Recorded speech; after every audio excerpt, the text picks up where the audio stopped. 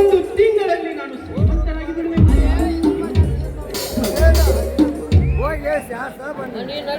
ಮಂಗಳ,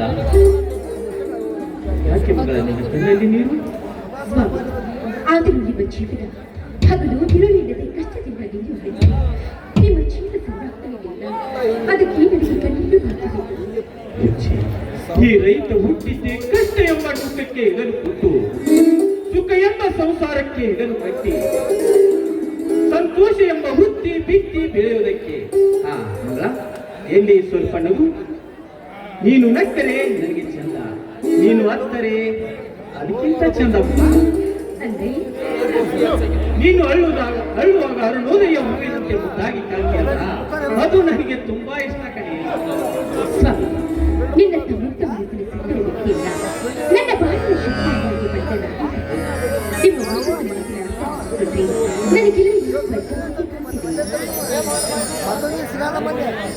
ನನಗೂ ನೀವು ಅಷ್ಟೇ ಮಗಳ. ನಿನ್ನಂತ ಸತಿಯನ್ನು ಸಿಕ್ಕು ನಾನು ಯಾವ ಜನ್ಮದಲ್ಲಿ ಪುಣ್ಯ ಮಾಡಿದ್ದೇನೆ ಅಂದಾಗ ನಿಮ್ಮ ರೈತನ ಹೆಸರು ಈ ನಾಡಿನ ಉಸಿರಾಗಿದೆ ಸ್ವಾಮಿ. ರೈತನಾದ ನೀವು ನನಗೆ ಜನವೆಲ್ಲ ನಿಜ ಮಗಳ, ನಿಜ. ಸತ್ಯ, ನ್ಯಾಯ, ನೀತಿ, ಧರ್ಮವೇ ನನ್ನ ಪ್ರೀತಿ, ವಿಶ್ವಾಸವೇ ನನ್ನ ಜೀವನ. ಈ ಜೀವನದಲ್ಲಿ ಸದಾ ನಗು ನಗುತ್ತಾ ಬಾಳಬೇಕು. ಆಯ್ತು, ಒಳಗೆ ಸ್ನಾನಕ್ಕೆ ಬನ್ನಿ, ಹೋಗೋಣ. ಇಲ್ಲೇ ನನ್ನ ಚಿನ್ನ. ಈ ಸಂತೋಷ ಸಮಯದಲ್ಲಿ ನಿರ್ಸುತ್ತ ನಕ್ಕು ನೀ ಹಾಡಿ ಕುಡಿವಾಣ.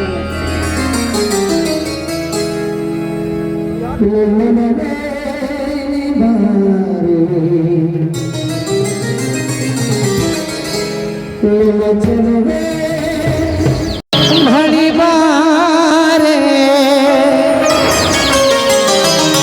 भली बंदो सिहिमुतो नीडो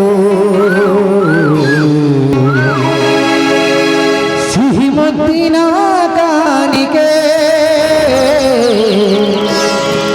उळिबारन सनिहके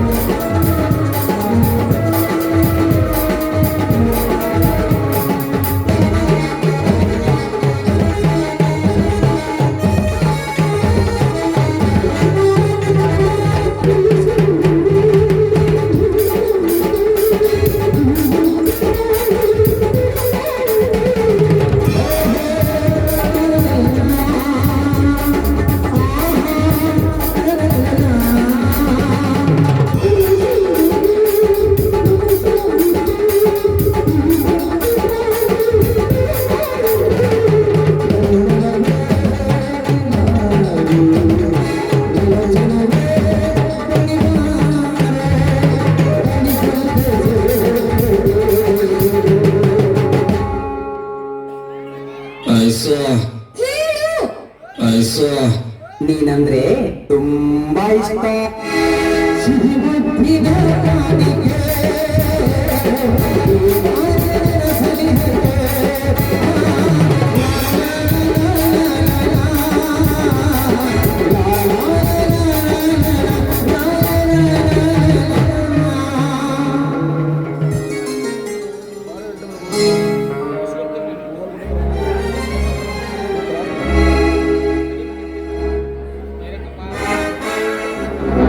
ಅಣ್ಣ ಧರ್ಮರಾಜಣ್ಣ,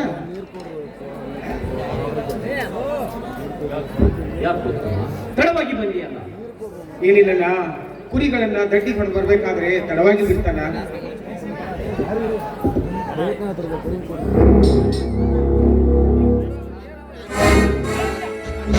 ಈತನು ಹೇಳುವುದು ಬರೀ ಸುಳ್ಳು. ಇವನ ಮಾತನ್ನು ಕೇಳುತ್ತಾನೆ ಹೊರಟರೆ ಕೋರ್ಟ್ಗೆ ಹೋಗುವ ಸಮಯ ಬಹಳ ಉಳಿದಿಲ್ಲ. ಶಶಿಧರ್, ಏನು ಮಾತನಾಡ್ತಾ ಇದೆಯಪ್ಪ ನೀನು?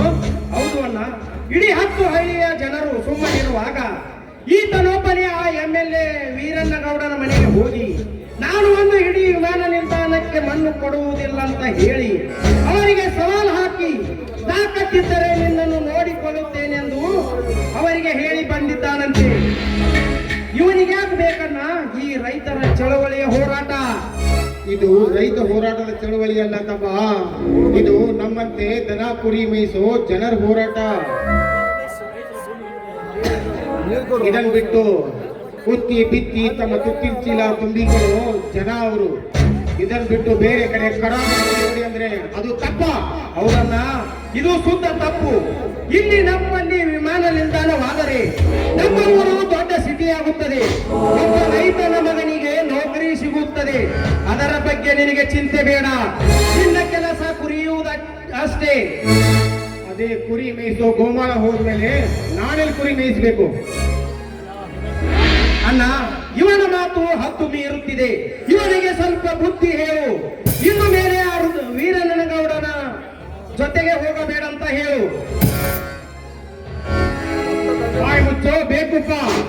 ನಿನ್ನ ಅವನ ಮಾತು ಕೇಳಿ ಇತ್ತು ಕುರಿಯನ್ನು ಮಾರ್ಬೇಕಾ? ನಿನ್ನ ಗೌಡನ್ಗೆ ಹೇಡಿಯಾಗಿ ಕ್ಷಮೆ ಕೇಳಿ ಪಾದಕ್ಕೆ ಬಿದ್ದು ತಲ ಹೊಡಿಬೇಕಾ? ಹೌದು, ಎರಡರಲ್ಲಿ ಒಂದಾಗಲೇಬೇಕು. ಸತ್ಯವೆಲ್ಲ ಶಶಿಧರ್, ನೀನು ಸರಿಯಾಗಿ ಮಾತನಾಡು. MLA ಆದ್ರೇನು, ಮಂತ್ರಿ ಆದ್ರೇನು, ನಾನು ಈ ವಿಷಯದಲ್ಲಿ ಯಾರ ಮಾತನ್ನು ಕೇಳೋದಿಲ್ಲ. ಸಾಲಿ ಕಲಿತು ಸಾಯಬಾಗ್ಲಿ ಅಂತ ಸಾಲಿ ಕಳಿಸಿದ್ರೆ ನನಗ ಬುದ್ಧಿ ಹೇಳಕ್ ಬರ್ತಾನೆ. ನೀನಲ್ಲದೆ ಈ ಮಾತನ್ನು ಬೇರೆ ಯಾರಾದ್ರೂ ಆಡಿದ್ರೆ ಆ ಸಿಂಧೂರ ಲಕ್ಷ್ಮಣ ಗೌಡನ್ ರುಂಡ ತೆಗೆದಂಗ ಆ ರುಂಡ ತೆಗೆದು ಬಿಟ್ಟಿದ್ದೆ. ದೊಡ್ಡಣ್ಣ ಮುಂದೆ ಏನು ನಿನ್ನ ಈ ಮಾತು? ವೀರ, ಒಳಗೆ ನಡೆಯಂತೆ ಅಷ್ಟೇ.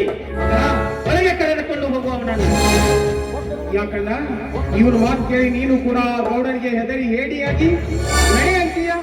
ಈ ಜಗದ ರೈತರನ್ನು ತಲೆಬಾಗು ಅಂತೀಯ? ವೀರ, ಇದು ನಿನ್ನ ಅಣ್ಣನ ಆಜ್ಞೆ. ಒಳಗೆ ನಡೆಯಂತೆ ಅಷ್ಟೇ. ಅತ್ತಿಗೆ ನಡೆ ಹೋಗೋಣ. ಇವನ್ಯಾರು ನನಗೆ ಬುದ್ಧಿ ಹೇಳಲಿಕ್ಕೆ? ಇವನು ನಮ್ಮ ರಕ್ತ ಸಂಬಂಧಕ್ಕೆ ಹುಟ್ಟಿದವನು ಅಲ್ಲ. ಇವನೊಬ್ಬ ಅನಾಥ. ಶಶಿ, ಇನ್ನೊಮ್ಮೆ ನುಡಿಯಬೇಡಪ್ಪ ಅನಾಥನೆಂಬ ಶಬ್ದವು.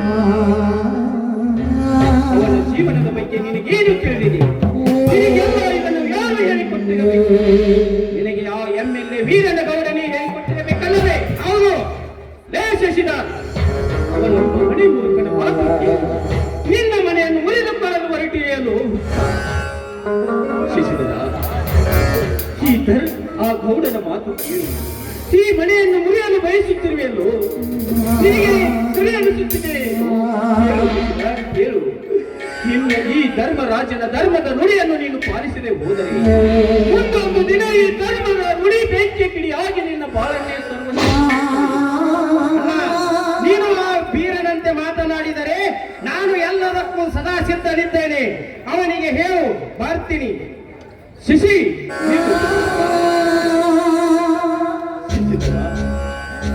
ನನ್ನ ತುಂಬ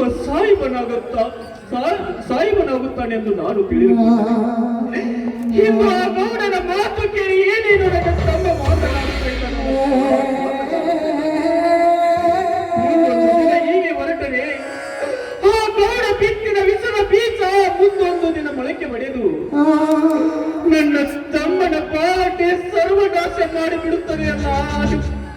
ಮಾಡಿಕೊಂಡಲ್ಲ.